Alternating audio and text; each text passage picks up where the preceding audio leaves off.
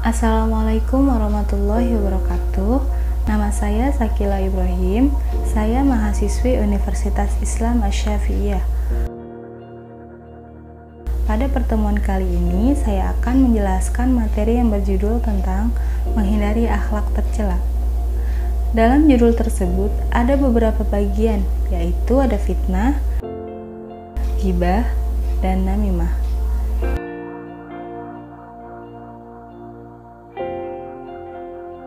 Yang pertama ada pengertian fitnah.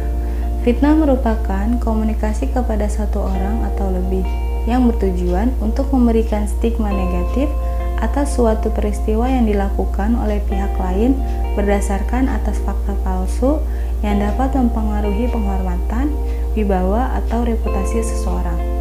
Kata fitnah diserap dari bahasa Arab yang artinya adalah cobaan atau ujian. Selanjutnya ada pengertian ghibah.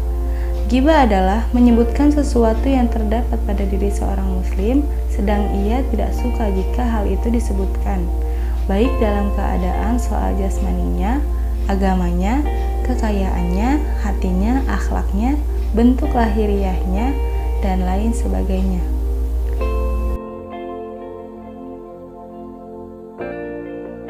Selanjutnya yang terakhir ada pengertian namimah. Secara etimologi, dalam bahasa Arab, namimah bermakna suara pelan atau gerakan. Secara istilah, pada dasarnya namimah adalah menceritakan perkataan seseorang kepada orang lain yang menjadi bahan pembicaraan.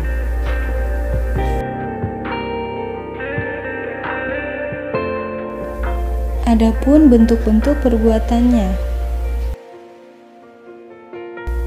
Bentuk perbuatan fitnah.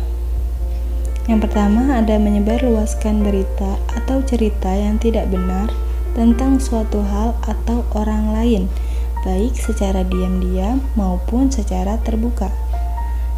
Yang kedua mengadu domba dan memutarbalikkan fakta. Selanjutnya ada bentuk-bentuk perbuatan ghibah. Yang pertama ada bergunjing atau membicarakan aib orang yang tidak disukainya. Yang kedua tidak suka, cemburu, dan benci kepada seseorang. Yang ketiga, negative thinking atau pikiran yang buruk. Yang keempat, keluar perkataan yang kotor dan keji, saling mengejek, saling membuka aib dan rahasia, sehingga berujung pemusuhan, dendam, dan sakit hati. Selanjutnya, bentuk perbuatan namimah. Yang pertama, suka mengadu domba. Yang kedua, suka memfitnah. Yang ketiga, berkata bohong. Yang keempat, tidak bisa menjaga rahasia. Yang kelima, suka menjadi provokator. Dan yang terakhir, suka membalikan fakta. Adapun akibat dari perbuatannya. Akibat dari perbuatan fitnah yang pertama, merusak tali silaturahim, merusak persatuan dan kesatuan. Yang kedua, merugikan atau menyengsarakan orang lain. Selanjutnya, akibat dari perbuatan ghibah.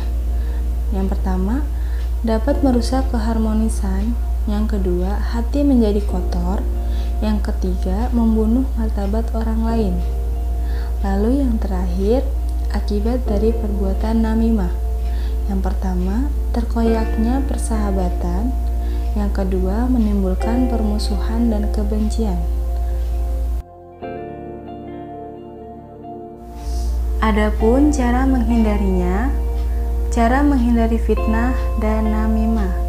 Yang pertama, tidak reaktif, tidak merespon dengan cepat berita-berita yang masih berkategori katanya. Reaktif tidak diperlukan dan tidak akan menyelesaikan sebuah masalah, karena sikap reaktif cenderung lebih tergesa-gesa. Yang kedua, memastikan bahwa berita itu ada pembawanya. Yang terakhir, utamakan persaudaraan dan kerukunan di antara kita agar manisnya ukhuwah benar-benar diraih dan terjaga. Selanjutnya, cara menghindari ghibah.